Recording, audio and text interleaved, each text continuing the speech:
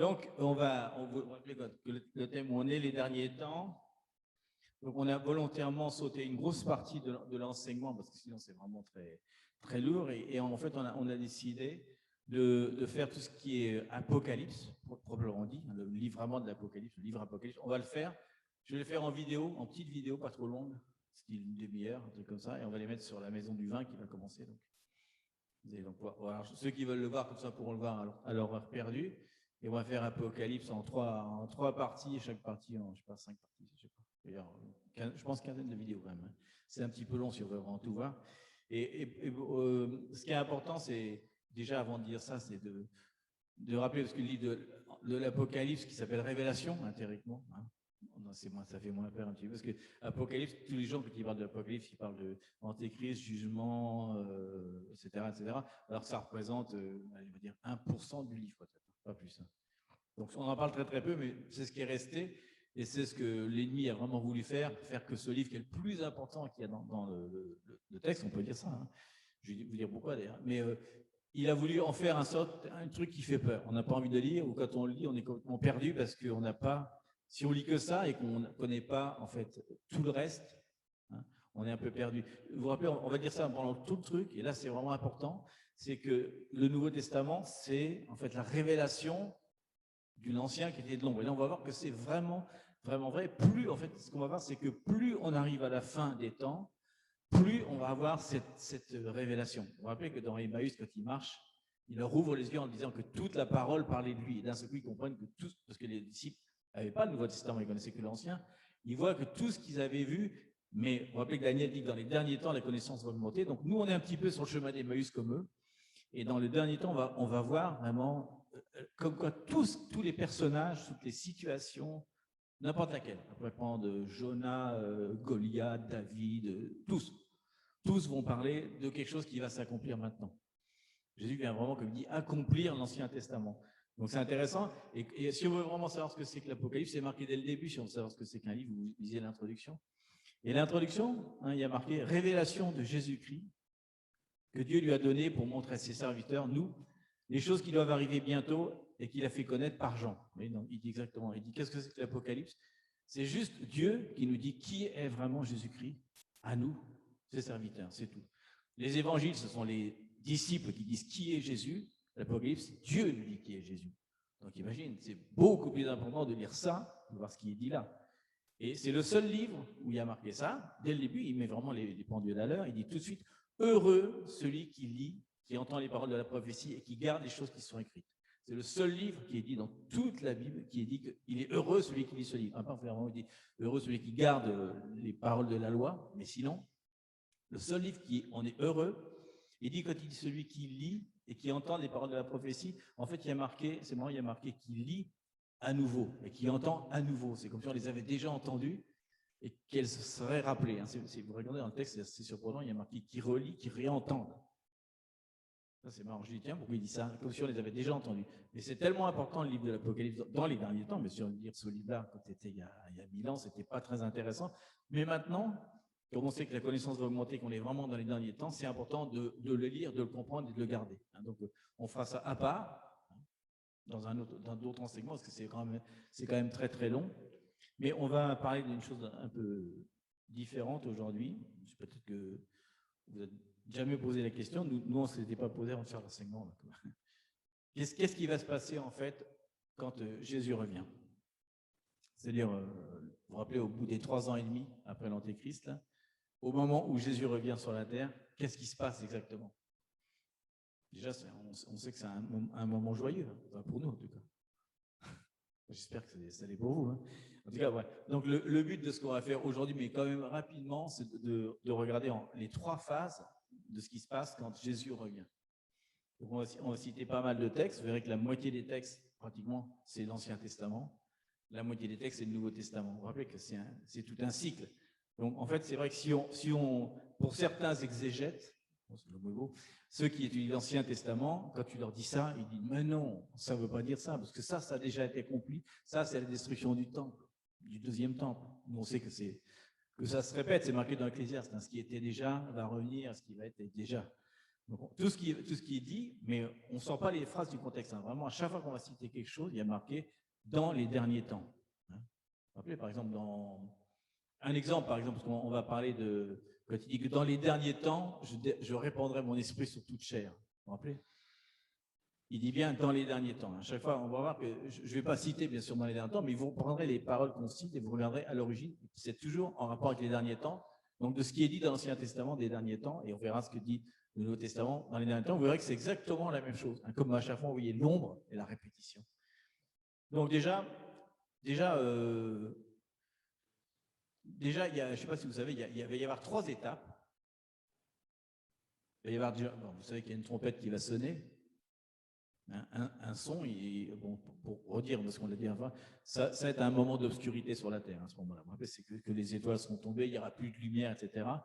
À ce moment-là, on va avoir le signum, vous vous rappelez une trompette, le signum, ça c'est la première chose. Déjà, on sait que la première étape qu'il va y avoir, c'est Jésus à la trompette qui est sur les nuées. Ça c'est la première chose. C'est la 7e trompette. Hein. Donc, à ce moment-là, qu'est-ce qui va se passer? L'Église va être enlevée, hein, c'est ce qu'on appelle l'enlèvement de l'Église, hein, qui n'est pas au début des tribulations, on en parlera. On expliquera pourquoi ce n'est pas au début de la tribulation, mais bien à la fin de la tribulation, au bout des 7 ans, l'Église va être amenée dans les nuages avec lui, ils vont se rencontrer au milieu, ils vont transformer glorieusement, et tout le monde va redescendre sur la terre. On va avoir plus de précision après, mais voilà, c'est ce qui se passe. C'est la première étape. Ensuite, il va y avoir une traversée du désert.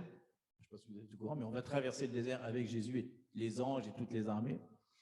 Et on va rassembler son peuple dispersé. C'est-à-dire aussi bien dans les autres nations que ceux qui ont été… Vous vous rappelez que dans les derniers temps, les Hébreux, les Juifs, vont être mis en captivité par l'Antéchrist. Hein. Donc on va les libérer à nouveau physiquement. Hein. On va les libérer spirituellement aussi. Et ils vont marcher avec nous à travers le désert. On pourrait vous donner même le chemin, parce qu'il est dit dans la Bible quel passage, à quel endroit on va passer. En fait, on va passer exactement comme dans Exode. On va repasser à nouveau par le Sinaï, par Paran, par Ser, etc. Le même trajet, on va le refaire à nouveau dans le désert. Pourquoi? Parce que la destination finale, 3e étape, c'est l'entrée dans Jérusalem, qui va marquer vraiment la fin de l'étape. Après, on rentre dans le millénaire. Donc, on va, en fin de compte, on va rentrer dans Jérusalem. La 3e étape, l'entrée triomphale, la même chose qu'il y a eu quand il y a eu Hosanna, vous vous rappelez? La même chose, on va revivre exactement la même chose. Voilà. Donc, on va juste citer rapidement, parce que je ne vais pas citer toutes les citations, mais il est dit qu'à la dernière trompette, donc la 7e trompette, hein, c'est dans l'Apocalypse, il y aura le retour de Jésus sur terre, et on va commencer par déjà répéter la même chose qui s'est passée au mont Sinaï. Vous vous rappelez quand il a donné les tables de la loi, au mont Sinaï. C'est dans Exode, donc je vais juste le faire rapidement, parler que de ce passage-là. Où il dit le 3e jour, il y eut des tonnerres, des éclairs, une épaisse nuée sur la montagne, et le son de la trompette retentit fortement. Le son de la trompette va retentir de plus en plus fort, et Moïse va aller à sa présence. Vous voyez la chose qu'il dit, il y a une trompette qui retentit sur des hauteurs, et nous, on va à sa présence comme Moïse est monté à sa présence. Donc on répète cette ombre-là. Et pourquoi? Parce que c'est aussi au mont Sinaï qu'on va être. Hein. Et il est dit aussi dans 1 Corinthiens 15, donc vous avez toutes les citations, ce n'est pas la peine de noter, il est marqué dans 1 Corinthiens 15 que on va tous les envoyer, le texte entier, je vais vous donner, parce que là, je fais un résumé du mot résumé. Donc, il y a marqué qu'en un instant, en un clin d'œil, et à la dernière trompette qui va sonner, les morts vont ressusciter et nous serons changés. Donc, déjà, il y a une transformation avant même qu'on monte dans les nuages. Hein. Et Matthieu, donc là, c'est Jésus, dans Matthieu 24, on l'a déjà lu plusieurs fois, il y a marqué qu'il enverra ses anges avec la trompette et qui rassembleront les élus des 4 vents de toutes les extrémités de la terre. Oui, à chaque fois, ça parle de la trompette. Je continue. 1 Thessaloniciens, il y a marqué le Seigneur lui-même, un signal donné à la voix d'un archange et au son d'une trompette, descendra du ciel et les morts ressusciteront. Ouais. Je vous cite un peu toutes les. Il y en a beaucoup d'autres. Hein. Il y a Zacharie qui en parle. Je vous donnerai aussi, c'est pas la peine de le lire. Et Apocalypse, bien sûr, les 2 passages qui en parlent. Il y a marqué Apocalypse 10, il y a marqué au jour de la voix du 7e ange. Quand il sonnera de la trompette, le mystère de Dieu s'accomplira, comme il l'a annoncé par ses prophètes. Et donc, l'accomplissement, après, c'est en Apocalypse 11. Le 7e ange sonna de la trompette, et il y eut dans le ciel de fortes voix qui disaient « Le royaume du monde est remis à notre Seigneur et à son Christ, et il régnera au siècle des siècles. » Donc, vous voyez qu'il y a encore il y a de fortes voix, hein, comme il y avait dans Moïse quand il était sur la montagne Sinaï. Donc, la première chose qu'on voit, qui est marquée dans toute l'Écriture, c'est qu'une trompette va arriver, et que les morts vont ressusciter. C'est la première chose. Deuxième chose qu'on voit, ce qu'on a dit tout à l'heure, c'est toujours la première étape, il vient dans les nuées. Bon, les nuées, je trouve ça... Pour moi, ça veut dire les nuages. C'est-à-dire qu'on va avoir le signe de l'homme. C'est-à-dire que, vous vous rappelez, quand il s'en va au ciel, il dit pourquoi vous continuez à regarder? Parce qu'il va revenir exactement de la même façon. Vous vous rappelez qu'il y a marqué, s'il dit de la même façon, il y a marqué que quand Jésus est monté au ciel, il est monté tout doucement. Vous pouvez le voir. Donc ça veut dire qu'il va revenir aussi tout doucement. Il dit de la même façon. Donc c'est comme s'il marchait sur les nuages. C'est un peu surprenant parce que vous vous rappelez qu'on est dans l'obscurité totale. Il n'y a plus d'étoiles, il n'y a plus de soleil, il n'y a plus rien. On est dans l'obscurité totale. Mais ce qu'on avait dit à la fois, plus on est dans l'obscurité, plus la lumière va apparaître. Donc ça va être vraiment quelque chose de... J'ai hâte de voir ça quand même. Enfin, oui, si quand même. J'ai hâte de le voir. Et donc, il y a marqué qu'il viendra dans les nuées et que tous les yeux le verront. Forcément, parce que c'est la nuit totale. Il n'y aura pas on va être forcé de le voir, ce sera la seule lumière qu'il va y avoir. Et quand Jésus va revenir, il va être monté sur les nuées du ciel. Donc, il y a beaucoup de prophètes, Moïse, David, beaucoup de prophètes, et même les apôtres, on en parlait, que le Seigneur va venir sur les nuées. Donc, même dans Deutéronome, il y a marqué, nul n'est semblable au Dieu d'Israël, il est porté sur les cieux. Pour venir à ton aide, il est avec majesté porté sur les nuées. Donc déjà, dans Deutéronome, on parle de ça. Dans le psaume 68 aussi, il y a marqué chantez à Dieu, frayez le chemin, celui qui avance à travers les cieux et qui s'avance dans les cieux éternels. Jésus en parle, il dit le Fils de l'homme paraîtra dans le ciel et toutes les tribus de la terre se lamenteront, elles verront le Fils de l'homme, vous vous rappelez, le fameux Ben Eracha, le Fils de l'homme dont parlait Daniel, venant sur les nuées du ciel avec puissance et une grande gloire. Donc, tout ça pour vous dire que dans Daniel, déjà, il disait que le Fils de l'homme va apparaître sur les nuées. Donc, Jésus en parle plusieurs fois, qu'on va le voir venir sur les nuées. Il dit sans arrêt, vous me verrez revenir sur les nuées, etc. Les anges le disent, vous le reverrez venir sur les nuées. Voilà. Donc, ça, c'était dans Actes, vous vous rappelez, il y a marqué ce Jésus qui a été enlevé au ciel au milieu de vous viendra de la même manière que vous l'avez vu allant au ciel, donc sur les nuées à nouveau. Et pour terminer, Apocalypse 1,7, parce qu'on va à chaque fois de l'Ancien Testament jusqu'au plus récent, à chaque fois, vous avez vu, ça passe par Ancien Testament, Jésus confirme, l'Apocalypse révèle la vérité. On a toujours ces trois révélations, c'est assez surprenant. Vous verrez dans le texte, et à chaque fois, il y a trois citations sur l'Ancien, Jésus, donc ce qu'il a été, vous vous rappelez ce qui a été, ce qui est et ce qui sera. Toujours le même principe, l'alpha et l'oméga, c'est ça. Il était l'alpha, à la fin il est l'oméga, mais entre les deux, il est la croix, bref, un autre signe. C'est ça dans le texte. Dans Apocalypse 1,7, il y a marqué, donc pour terminer, voici, il vient avec les nuées, et tout œil le verra, même ceux qui l'ont percé, donc les Hébreux, et toutes les tribus de la terre, nous, qui vont se lamenter à cause de lui. Et, oui, il dit qu'il vient pas sur les nuées, là, il dit qu'il vient avec les nuées. C'est-à-dire que comme c'est tout sombre, il amène en fait les nuées avec lui. C'est comme s'il était sur un nuage, quoi. La troisième chose qu'il fait, il va venir avec des milliers de personnes, des milliers de saints. Vous vous rappelez qu'il a dit que tous les morts vont ressusciter, donc imagine le nombre de gens qui vont être avec lui. Donc ça veut dire que la procession de Jésus, parce qu'en fait ça va être une procession à travers le désert, voilà que le mot est vraiment, il y a marqué procession. Procession, ça veut dire des gens qui sont les uns à la suite des autres et qui marchent au pas. Donc ça va être une grande procession à travers le désert. Tu imagines combien de milliers de personnes ça fait ça. Il y en a qui disent des millions, probable. Hein. Le chiffre est marqué, vrai que c'est un peu différent, mais bon. Donc il y a marqué dans 1 Thessaloniciens, il viendra avec tous ses saints afin d'affermir vos cœurs pour qu'ils soient irréprochables devant la sainteté, devant Dieu notre Père, lors de l'avènement de notre Seigneur Jésus avec tous ses saints. Donc il dit que déjà, quand il va venir dans les nuées, nous va monter, mais il y a déjà, vous vous rappelez qu'il y a déjà des gens qui sont ressuscités qui vont déjà descendre avec lui. Donc en fait, on va monter, on va déjà rejoindre déjà des saints qui vont déjà descendre. Hein. En général, c'est les martyrs dont on parle. Hein. Et il y a aussi beaucoup d'anges. C'est marqué, c'est Jésus qui le dit dans Matthieu 25. Il dit, lorsque le Fils de l'homme viendra dans sa gloire avec tous ses anges. C'est-à-dire qu'il vient aussi avec des anges. On ne sait pas combien il va y en avoir, mais il va y en avoir certainement beaucoup quand même. On avait parlé de ça, du chiffre. Il y a marqué que c'est des billions, donc 1 million de millions. Hein. C'est beaucoup. Hein. Et vous vous rappelez ce qui a marqué, donc je vous rappelle, on l'a déjà enseigné, mais je le recite à nouveau, c'est dans 1 Thessaloniciens 4, il y a marqué « Car le Seigneur lui-même, un signal donné à la voix d'un archange au son de la trompette de Dieu, on l'a dit d'ailleurs, descendra du ciel et les morts en Christ ressusciteront premièrement, c'est pour ça qu'il vient avec beaucoup de personnes. Ensuite, nous, les vivants, qui serons restés, ceux qui auront donc passés par la tribulation, qui seront restés sur la terre, qui ne seront pas morts, nous serons tous ensemble enlevés avec eux sur des nuées à la rencontre du Seigneur dans les airs. Nous serons toujours avec le Seigneur. C'est-à-dire qu'on va être à mi-chemin avec lui. Vous vous rappelez que le mot qu'il utilise pour aller à la rencontre, on l'avait dit, c'est apanthésis. C'est-à-dire qu'on va à sa rencontre. Il vient et nous, on va à sa rencontre. C'est le même mot qu'il y a dans les vierges, vous vous rappelez? Les vierges, quand elles se préparent, elles vont à la rencontre du Seigneur. Il y a toujours elles parlent, donc ça veut dire que quand on parle des vierges, on parle vraiment exactement du dernier temps aussi. C'est la même chose. Et vous vous rappelez qu'ils vont à la noce, et qu'après la porte est fermée. Donc, ceux qui n'auront pas pu y aller, il y aura une seconde opportunité, parce que c'est le millénium après. Mais il y a cette partie-là où on va être enlevé. Donc c'est ce qu'on appelle l'enlèvement de l'Église. Et à aucun moment dans la Bible, vous verrez qu'il y a marqué l'enlèvement de l'Église avant la tribulation. C'est marqué qu'après, au moment où Jésus revient, c'est ce moment-là qu'il y a là. Il y a un passage qui prête à confusion, mais vous voyez, c'est assez facile de lever la confusion de ce premier passage. Mais ça sera dans Maison du Vin, vous aurez le droit. Ensuite, alors je vais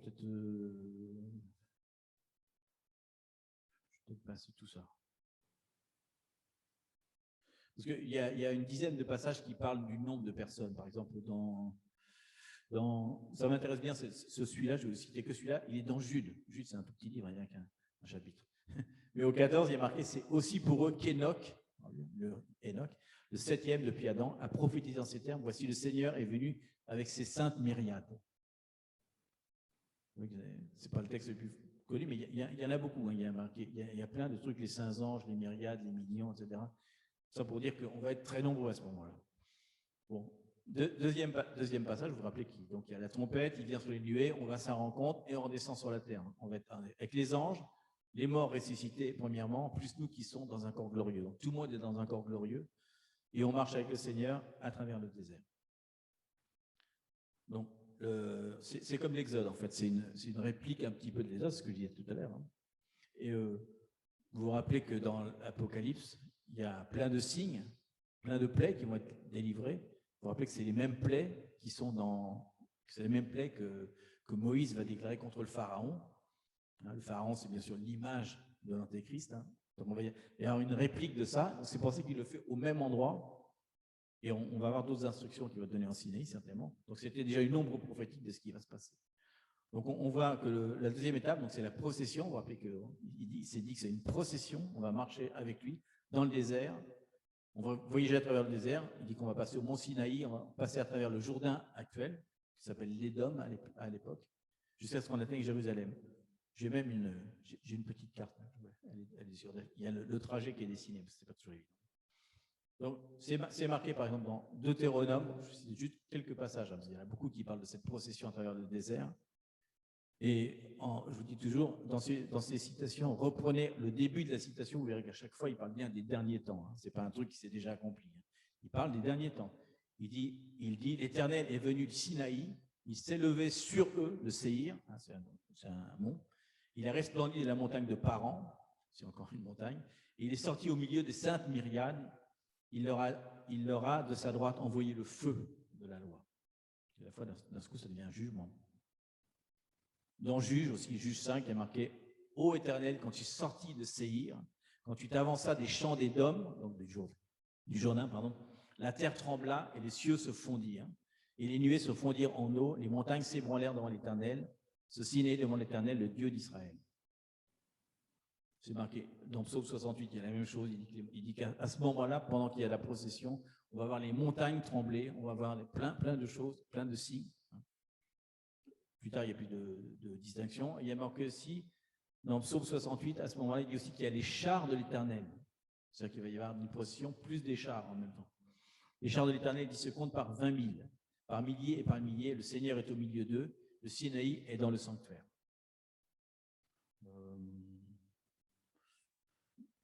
Il y en a Habakkuk, il y a 4 citations, Ésaïe, il y a 3 citations de cette procession à travers le désert. Dans Zacharie aussi, il y en a une qui dit « L'Éternel au-dessus d'eux apparaîtra, et sa flèche partira comme l'éclair. Le Seigneur l'Éternel sonnera de la trompette, il avancera dans l'ouragan du midi. » Ça, c'est la direction de Jérusalem, en fait. Voilà. Deuxième chose qui se passe pendant cette procession, on l'a dit au début dans l'introduction, ce qui se passe, c'est que tous les téléphones se cassent. Non, il est dit que tout Israël sera sauvé. Donc c'est quand même un des événements les plus merveilleux qu'il va y avoir pendant la procession à travers le désert, c'est qu'il est dit que tout le peuple d'Israël va le voir, comme tout le monde d'ailleurs, mais à ce moment-là, non seulement ils vont le voir, mais ils vont le reconnaître comme le Messie libérateur. Donc il est dit que tout Israël va se repentir et se lamenter, vous vous rappelez? On va dire le texte, ça c'est intéressant. Et vous vous rappelez que sur le chemin, mais on le voit un petit peu plus tard, c'est pas grave, on va délivrer en même temps les captifs. Et donc ça c'est peut-être le seul que je vais lire, non, je vais en lire deux, l'Ancien et le Nouveau. Dans Zacharie 10, 12, il y a marqué, Zacharie 12, il y a marqué, en ce jour-là, les téléphones se cassent, non. En ce jour-là, je m'efforcerai de détruire toutes les nations qui viendront, je dit je m'efforcerai, je pense qu'il va y arriver quand même, je m'efforcerai de détruire toutes les nations qui viendront contre Jérusalem. Vous vous rappelez qu'à ce moment-là, c'est les derniers temps, vous vous rappelez qu'après l'Antéchrist, toutes les nations vont venir contre Jérusalem. C'est pour ça qu'on va être tous dans le désert, parce que tous les événements importants vont être dans le Moyen-Orient. Donc c'est pour ça qu'on est là, parce qu'on pourrait être aussi en Angleterre, marcher dans les prairies d'Angleterre. On est à l'endroit où il y a vraiment la guerre. Alors il dit, je répandrai sur la maison de David, les Juifs, et les habitants de Jérusalem, un esprit de grâce et de supplication, et ils tourneront les regards vers moi, celui qu'ils ont percé. Ils pleureront sur lui comme on pleure sur un fils unique, ils pleureront amèrement sur lui comme on pleure sur un premier-né. Donc vous voyez, il dit qu'il va y avoir une grosse amertume, parce qu'ils vont voir qu'ils ont passé toute leur vie à faire des choses qui n'étaient pas du Seigneur, et qu'ils ont vraiment passé à côté du Messie, et qu'en plus ils l'ont percé. Ils vont reconnaître que c'est eux qui étaient responsables de ça. Et il y a marqué aussi dans Romains 11, 25, on l'a vu souvent ce truc-là, car je ne veux pas, frères, donc là qui parle aux gentils, que vous ignoriez ce mystère, afin que vous ne vous regardiez point comme sages. Donc il n'est pas nous les gentils, on est les meilleurs du monde, non. C'est qu'une partie d'Israël est tombée dans l'endurcissement jusqu'à ce que la totalité des païens soit entrée. Donc, vous voyez, il redit à nouveau que quand tous les gentils seront entrés dans la connaissance de Dieu, alors Israël pourra y rentrer. C'est vrai qu'ils vont être jaloux de nous. Et ainsi, tout Israël sera sauvé selon qu'il est écrit. Le libérateur viendra de Sion, ce qui veut dire Jérusalem, et il détournera de Jacob les impiétés, et ce sera mon alliance avec eux lorsque j'ôterai leurs péchés. Donc, vous vous rappelez que ce qui est marqué, que jusqu'au retour de Jésus-Christ, on va avoir déjà le nombre de Juifs qui vont se convertir. Ça a déjà commencé. Il y a déjà beaucoup de Juifs messianiques. Ça commence à vraiment prendre beaucoup d'ampleur, plus qu'ils le disent, parce que ils sont un peu cachés quand même. Il y a une grosse persécution des Juifs messianiques en Israël.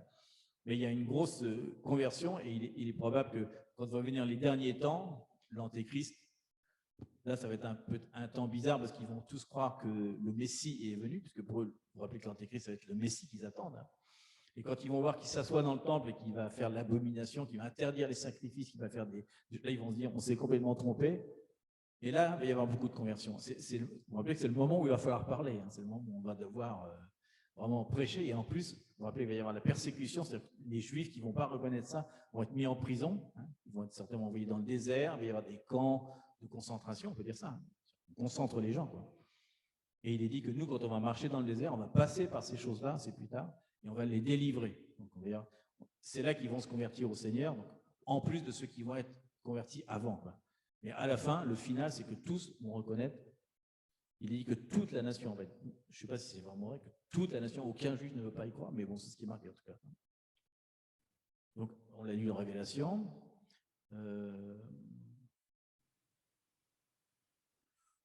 Une citation dans Ésaïe. Voilà. Alors on va peut-être prendre celle de Joël 2,32, parce que c'est celle où il dit, vous vous rappelez qu'il parle qu'il va y avoir un réveil, il va y avoir un réveil très puissant, parce qu'il dit que l'esprit du Seigneur va descendre sur les pères, les fils, sur les anciens, les jeunes. Mais il y a marqué, quand il parle du jour de l'Éternel, un jour terrible, comme il dit, alors quiconque invoquera le nom de l'Éternel sera sauvé. Quiconque. Donc même les Juifs, tout le monde. Le salut sera sur la montagne de Sion et à Jérusalem, comme a dit l'Éternel, et parmi les réchappés que l'Éternel appellera. Voilà. Donc ça, c'était la partie. Je ne vais pas trop insister là-dessus, mais il y a quand même une chose importante, c'est pendant ce moment où on passe, c'est le moment où il y a tous les jugements qui sont libérés, vous vous rappelez, parce que la trompette est là, tous les jugements vont tomber sur toutes les nations. Donc c'est le moment en fait du jugement, mais pas de nous, c'est le jugement des nations, de ceux qui seront à ce moment-là contre Jérusalem. Il va y avoir vous vous rappelez qu'il y a la bataille d'Armageddon, par exemple, c'est une des choses, mais entre-temps, il va y avoir plein de plaies qui vont être libérées contre les autres. Donc c'est un jour de jugement, hein, c'est Jésus qui le dit. Il dit, car le Fils de l'homme, dans Matthieu, car le Fils de l'homme doit venir dans la gloire de son Père avec ses anges, et il rendra à chacun selon ses œuvres. Donc c'est Matthieu qui le dit. Hein. Et dans, je veux dire, c'est le seul, non, je vais en lire un autre. Donc je vais lire à nouveau du Nouveau Testament, c'est 2 Thessaloniciens 1. Il est dit, car il est de la justice de Dieu de rendre l'affliction à ceux qui vous affligent. Nous, hein, et de vous donner à vous qui êtes affligés du repos avec nous. Lorsque le Seigneur Jésus apparaîtra du ciel avec les anges de sa puissance, au milieu d'une flamme de feu, encore un détail, on a une flamme de feu, pour punir ceux qui ne connaissent pas Dieu et ceux qui n'obéissent pas à l'évangile de Jésus. Et bon, Apocalypse 11, il en parle, que la colère de Jésus, la colère de Dieu va venir. Le temps est venu de juger les morts, de récompenser les serviteurs, les prophètes, les saints, et de détruire ceux qui ont détruit la terre. Je vais lire juste des petits extraits. Hein. Dans l'Apocalypse, il y en a plein. Il y a marqué le salut, la gloire et la puissance sont à Dieu, parce que ses jugements sont véritables et justes, car il a jugé la grande prostituée, donc l'Antichrist, hein, qui corrompait la terre par son impudicité. Il a vengé le sang de ses serviteurs en le redemandant de sa main. Et dernier truc qui est le plus connu, c'est dans Apocalypse 17, il y a marqué « Ils combattront contre l'agneau, et l'agneau les vaincra, parce qu'il est le Seigneur des seigneurs, le roi des rois, et les appelés, les élus et les fidèles qui sont avec lui, les vaincront aussi. » Vous avez vu que ce n'est pas que Jésus qui va se battre, on va être à côté de lui, on est encore glorieux, c'est bien, on ne peut pas mourir. Donc voilà, on va vaincre, c'est le moment, c'est sur ce trajet, en fait, avant d'arriver à Jérusalem, qu'il va y avoir toute la destruction de tous les peuples qui sont tout autour.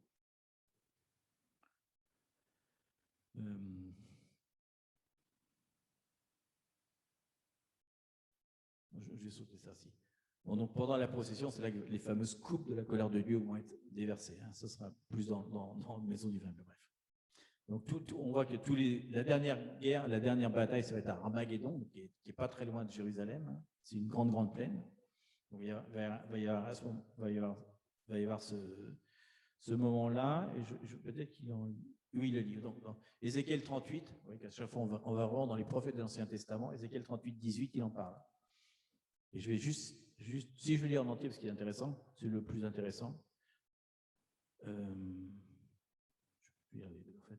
Ézéchiel 38, il dit, en ce jour-là, donc le dernier temps, le jour où Gog marchera contre la terre d'Israël, dit le Seigneur l'Éternel, la fureur me montera dans les narines. Ce que ça veut dire. C'est vraiment le moment le plus fort. Gog, on en parlera, c'est un rapport avec la Russie. Ces trucs-là. À ce moment-là, la fureur va monter dans ses narines. Vraiment, il dit, je le déclare, dans ma jalousie et dans le feu de ma colère, en ce jour-là, il y aura un grand tumulte. Les poissons de la mer, les oiseaux du ciel trembleront devant moi, et les bêtes des champs et les reptiles qui rampent sur la terre. Et tous les hommes qui sont à la surface de la terre vont trembler devant lui. Les montagnes seront renversées, les parois des rochers vont s'écrouler, toutes les murailles tomberont par terre, et j'appellerai l'épée contre lui sur toutes mes montagnes, dit Seigneur l'Éternel. L'épée de chacun se tournera contre son frère. Vous rappelez qu'il y a déjà ça dans la Bible. Hein, il va y avoir une telle confusion que même les ennemis, parce qu'ils vont être nombreux, les peuples qui vont venir contre eux, ils vont se tuer les uns les autres. Ils vont se battre les uns contre les autres. Il y aura une telle confusion, qu'ils vont même se battre les uns contre les autres. Il dit, j'exercerai mes jugements contre lui par la peste, encore des maladies infectieuses, et par le sang, par une pluie violente et par des pierres de grêle. Et je ferai pleuvoir le feu, le soufre sur lui et sur ses troupes, et sur les peuples nombreux qui seront avec lui. Imaginez si on va être présent à ce moment-là, on va être derrière Jésus, on va voir ça, les montagnes qui s'écoulent, le feu, le soufre et tous les ennemis qui se battent les uns contre les autres. Je vais vous imaginer le bruit que ça doit faire, ça va être assez spectaculaire quand même. On a du mal à s'imaginer parce que je ne pense pas qu'il y ait eu une guerre sur la terre qui ait été aussi violente et radicale que celle-là. Et donc la dernière bataille, elle est dans Apocalypse 16, 17, et je vais la lire parce que c'est intéressant. Il dit, ils les rassemblèrent dans le lieu, donc les nations qui étaient contre Jérusalem, dans un lieu qu'on appelle en hébreu Armageddon, donc une plaine, et le 7e versa sa coupe dans l'air. Donc c'est la dernière coupe. Hein. Il sortit du temple et du trône une voix forte qui disait « c'est fait ». Et il y eut des éclairs, des voix, des tonnerres, un tremblement de terre tel qu'il n'y avait jamais eu depuis que l'homme est sur la terre. Et la grande ville fut divisée en 3 parties, et les villes des nations tombèrent, et Dieu se souvint de Babylone, la grande, pour lui donner la coupe du vin de son ardente colère. Et toutes les îles s'enfuirent, et les montagnes ne furent pas retrouvées. Et une grosse grêle, donc on parle à nouveau du la dernière pluie, c'est la grêle, dont les grêlons pesaient un talent, donc quelques centaines de kilos, tomba du ciel sur les hommes, et les hommes blasphémèrent Dieu à cause du fléau de la grêle, parce que ce fléau était trop grand.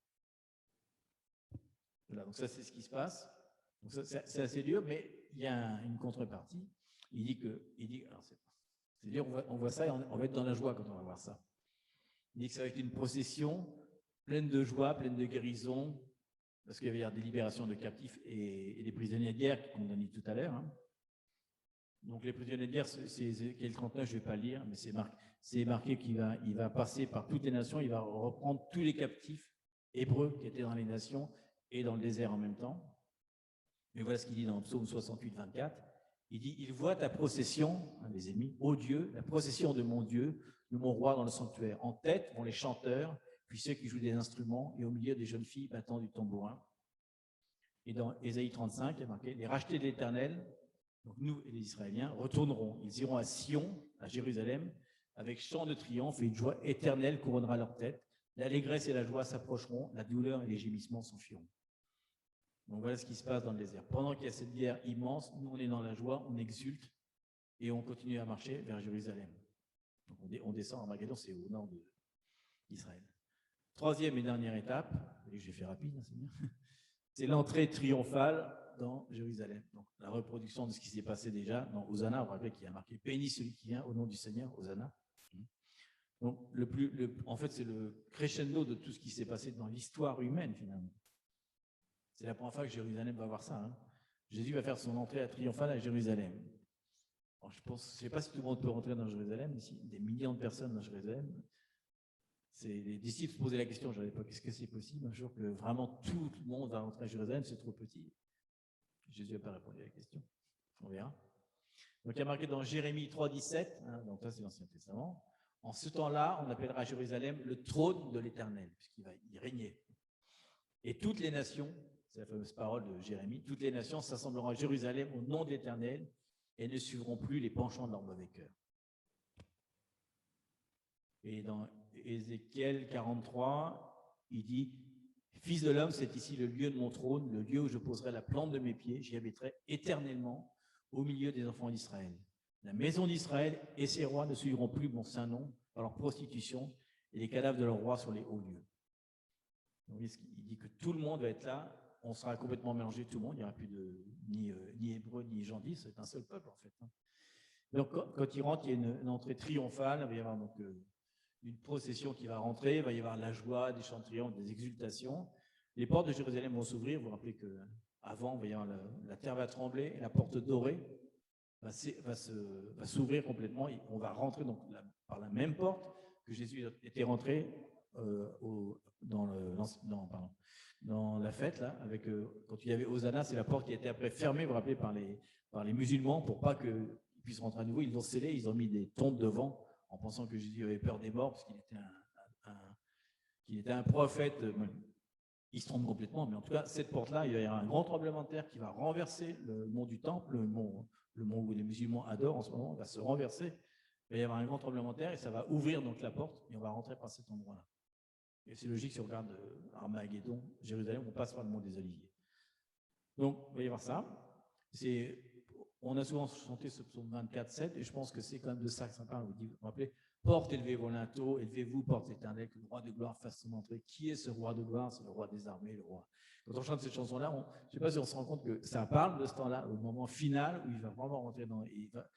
Les portes vont s'ouvrir, parce que la porte dorée, c'est une gigantesque porte. C'est la plus grande porte qu'il y a autour de Jérusalem. Il est dit dans le psaume 118 que ce sera la porte de la justice aussi. Il parle comme ça. Et dernière citation, dans Ésaïe 26, 1 et 2, il y a marqué « En ce jour, donc le dernier jour, on chantera ce cantique dans le pays de Juda. Nous avons une ville forte. Il nous donne le salut pour muraille et pour rempart. Ouvrez les portes. Laissez entrer la nation juste et fidèle. » Voilà ce qui est déclaré. Donc, vous voyez et on a donc ce jour-là, ce jour particulier où Jésus rentre dans Jérusalem, on a l'accomplissement de 4 figures prophétiques de l'Ancien Testament où Jésus va prendre cette place. Vous vous rappelez qu'on a vu que Jésus était souvent cité comme loin, comme le fils de David, mais surtout comme fils de l'homme, puisqu'il fait référence à Daniel. il va accomplir quatre anciens prophètes, mais version améliorée, on va dire, c'est un update. Parce que c'est dit que Jésus sera Moïse en plus grand. Hein, c'est Paul qui dit ça. Donc il va accomplir déjà le nouveau et plus grand Moïse, puisque qu'est-ce qu'il va avoir fait? Comme Moïse, il va avoir libéré les captifs le long de son chemin. On va passer au Mont Sinaï, donc il y a probablement des instructions qu'on va recevoir à ce moment-là, de la même façon. Je n'ai pas marqué dans la parole, mais c'est ce que je suppose si on veut vraiment faire la totalité, quoi. Deuxième chose, il va être le nouveau et le plus grand Josué. Parce que vous vous rappelez ce qui se passe aussi, comme dans Exode, il va conduire Israël, aussi bien Israël qui est sur place que ceux qui sont dans les nations, parce qu'ils vont tous revenir miraculeusement de toutes les nations. Il va être en même temps transposé dans le temps et dans l'espace avec nous. Hein. On ne va pas attendre qu'ils viennent prendre le bateau pour venir. Ils vont tous ramener en même temps. Et il nous amène où? Vers la terre promise. La terre promise. Et vous vous rappelez qu'après tout le millénium, il y a une autre terre qui va descendre. Il y a encore une terre qui va descendre. Il va y avoir une nouvelle Jérusalem aussi. Donc il est la figure de Moïse, il est la figure de Josué. Il est aussi la figure de Élie, le nouvel et plus grand Élie. Vous vous rappelez qu'il dit que l'Élie, l'esprit de prophétie. Pourquoi? Parce qu'il va affronter l'Antéchrist. Donc, vous vous rappelez que l'esprit d'Antéchrist, c'est Achab, c'est je crois. Donc Élie va vaincre les faux prophètes. Il va purifier le pays de l'idolâtrie, hein, comme a fait Élie. Il va ramener Israël et les nations à Dieu. La même chose qu'a fait Élie à ce moment-là. Et la quatrième qu'il est, bien sûr, ça c'est son nom, hein, c'est le nouveau et le plus grand David. Parce que quand il va retourner à Jérusalem, il va établir le trône de David. Vous vous rappelez, le rétablissement du trône de David. Il va rétablir son tabernacle, le dernier temple, hein, donc, il va le rétablir à Jérusalem. Provisoirement, puisqu'après, il se passe autre chose. On passe par autre chose, mais voilà. Donc, tout ça pour dire, voilà ce qui se passe exactement, si on peut dire exactement. Mais voilà comment à quoi on peut s'attendre. Donc déjà, on a sauté un peu tout l'Apocalypse, mais à la fin de l'Apocalypse, c'est ce qui se passe, quoi. Au moment où la trompette va sonner, on va le voir apparaître, il va descendre, on va avec lui, on va marcher dans le désert, on va faire la guerre, on va libérer les captifs, il va y avoir des cris de joie, et à la fin, on entrera dans Jérusalem. Et là, c'est là que en fait, le millénium va commencer à ce moment-là, dans Jérusalem. Pas de questions. C'est compliqué parce que c'est pas évident de faire un résumé de ce qui se passe dans l'Ancien, mais vous voyez quand même qu'il y a quelque chose d'extraordinaire dans la Bible, dans la parole de Dieu, c'est qu'il y a vraiment une unité extraordinaire, je trouve vraiment, entre l'Ancien Testament et le Nouveau Testament. Et si on lisait le Nouveau sans lire l'Ancien Testament, on ne comprendrait pas grand-chose, aussi bien l'Apocalypse, puisque l'Apocalypse fait référence à Daniel. Et si on lisait que l'Ancien Testament, on ne comprendrait pas. Imaginez les Juifs qui lisent que l'Ancien Testament, c'est bizarre parce que ça s'arrête à un truc. C'est-à-dire que pour eux, finalement, tout s'est accompli. C'est comme s'ils lisaient un livre d'histoire, historique, quoi. Ils disent, bah oui, ça s'est accompli, il y a eu Jérusalem, le temple et tout, mais ils ne savent pas qu'il y a une deuxième partie qui arrive après. Puisque forcément, ils attendent le Messie. Et donc, imaginez la confusion. Si tu connais que l'Ancien Testament, tu attends un Messie et tu penses que le Messie, c'est quand le troisième temple est construit, et là, le troisième temple est complet, le Messie est là, et pendant 3 ans et demi, ils vont être dans la joie, ils vont dire, ça y est, le Messie est là, et au bout de 3 ans et demi, là, il y a une grosse perplexité, parce que, j'imagine, en plus, on leur a fait miroiter pendant 3 ans et demi que tout est bien, c'est accompli ce qu'ils attendaient depuis des générations, et accompli enfin, et d'un seul coup, ils vont voir au bout de 3 ans et demi la déception, tu imagines, du jour au lendemain, ce qui va se passer, ça va être extrêmement décevant, et d'un seul coup, ils vont dire, mais... Donc, je pense que les Juifs messianiques qui sont présents sur scène vont commencer à dire, et maintenant, tiens, il y a un autre testament, il a été écrit par un Juif. C'est les Juifs qui l'ont écrit, et les protagonistes sont Juifs. Et c'est ce qui se passe souvent dans les Juifs messianiques, quand ils lisent le Nouveau Testament, ils sont surpris parce qu'ils pensaient que c'était écrit par des gentils. Et quand ils regardent le texte original, parce qu'ils le lisent dans le texte original, pas comme nous, hein, ils disent, mais c'est marrant, mais Jésus, il est juif finalement, les apôtres, ils sont juifs, Paul, il est juif, ils sont tous juifs finalement, et on parle de nous sans arrêt, on dit sans arrêt que nous, on est avec eux, donc ils sont vraiment extrêmement surpris par ça, parce qu'on leur interdit de le lire, donc ils n'ouvrent jamais le livre, ils ne le savent pas. Donc, quand ils le lisent, ils commencent à être surpris, je pense que ce qui va se passer, c'est le moment justement de répandre la parole de Dieu aux Juifs. Vous rappelez qu'il y a une période, il y a un livre qu'ils ne lisent pas dans Ésaïe, hein, qui parle, le fameux livre où on parle que de Jésus, ils ne le lisent pas, ils le sautent celui-là. Parce que s'ils le lisaient, il serait très surpris par le contenu du livre, et c'est ce qui se passe en ce moment avec un mouvement qui est à Israël, notamment à Jérusalem. Ce sont des messianiques qui ils ne prêchent pas du tout, quoi. Ils prennent juste la partie d'Ésaïe et ils le font lire à des juifs dans la rue. Donc ils le lisent pour la première fois. Il y a des vidéos super, c'est génial, parce qu'ils lisent le texte en hébreu, bien sûr, parce qu'eux, ils sont hébreux, hein, c'est les Hébreux qui parlent aux Hébreux, sinon c'est très difficile là-bas. Hein. Donc ils leur lisent le livre d'Ésaïe, puis ils sont surpris, et à la fin ils disent, mais ça parle de qui? Je vois pas, j'en vois qu'un, ce serait Jésus. Parce qu'ils connaissent bien la parole. Et à la fin, ils disent, bah oui, on parle de Jésus. Ils disent, mais pourquoi on ne le lit pas, ce texte-là? Donc, ils sont extrêmement surpris. Mais ils ne leur disent pas que c'est Jésus. C'est très marrant de voir le processus, parce que quand ils disent tous les trucs, ils disent, mais là, ça parle de qui? Et ils disent, attends, il a été percé pour nos iniquités, il est mort. Et donc ils réfléchissent. Il était un ancien prophète, il y a plein de textes très précis. Et ils disent, bah, j'en vois qu'un. Mais c'est pas possible, bien sûr, c'est pas possible. Ça serait le Messie sinon. C'est Jésus, mais c'est pas le Messie. Et ben alors, donc il y a une espèce de confusion, mais c'est extrêmement puissant ce truc-là. Hein. Et nous, on a eu l'occasion, vous vous rappelez, avec un rabbin directement, de parler de ça. C'était un peu un sujet de fâcherie. C'est difficile parce que c'était impossible qu'ils puissent comprendre comme ça. Mais bon, c'est comme ça. Mais en tout cas, c'est super. Moi, je trouve que c'est un super espoir de savoir comment ça va se passer. Maintenant, c'est ce que disait tout à l'heure Liliana. Souvent, quand on lit ça, ça paraît comme théorique. Ça paraît super théorique. Mais imagine-toi maintenant, admettons que c'est dans 10 ans, on va dire, qu'on soit vraiment là et qu'on va vivre vraiment ça, ce qu'on va dire. T'imagines, ça va être spectaculaire. Tu es là, j'ai un corps glorifié. Il y a Jésus avec moi. Il y a Jésus avec moi. Et tu vois d'un seul coup, imagine-toi, on a l'habitude de voir des foules. Mais imagine-toi voir 10 millions d'anges autour de toi. T'imagines déjà quand tu as une vision, j'ai vu un ange. Là, tu as 10 millions d'anges, tu vois ta famille, peut-être devant ta famille qui est ressuscitée, qui est avec toi, peut-être.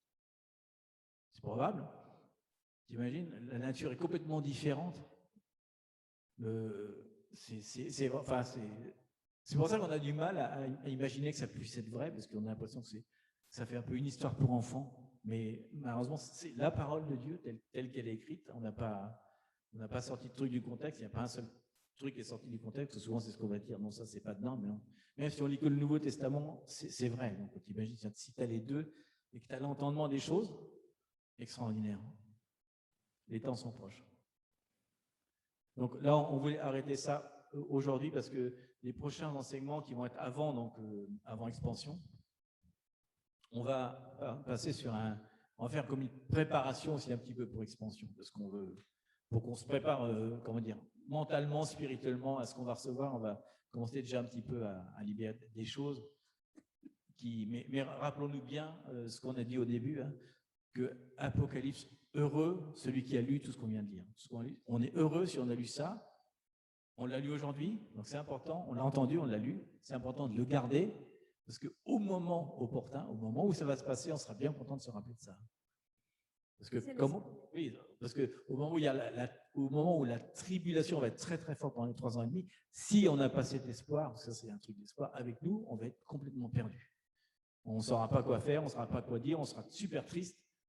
Alors qu'à la fin, c'est qu'un accouchement, rappelez-vous. À la fin, il y a un accouchement. Donc on va être là, ça fait mal, c'est les grosses douleurs, mais c'est vrai que les dernières douleurs de l'accouchement sont plus dures, mais ça veut dire aussi qu'à la fin, finalement, on va être libéré. Donc ça va être un super message de ce qu'on a lu aujourd'hui. Il faut vraiment le garder pour s'en rappeler.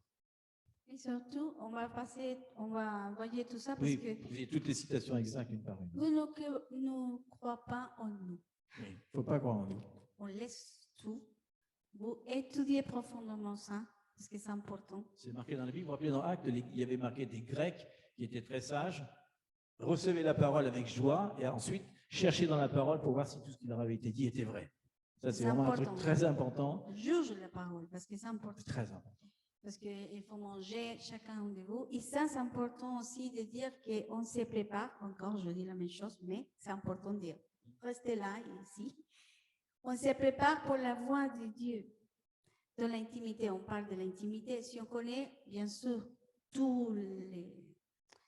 la vision de tout, on va passer par chaque état. Mais si on n'est pas prêt, si on n'attend pas la voix, si on ne connaît pas la voix de Dieu, si on ne connaît pas Dieu, c'est d'une façon un peu fou, on va être dans la... Flou. peu fausse, Non, un peu floue. flou. Et on va marcher dans la confusion.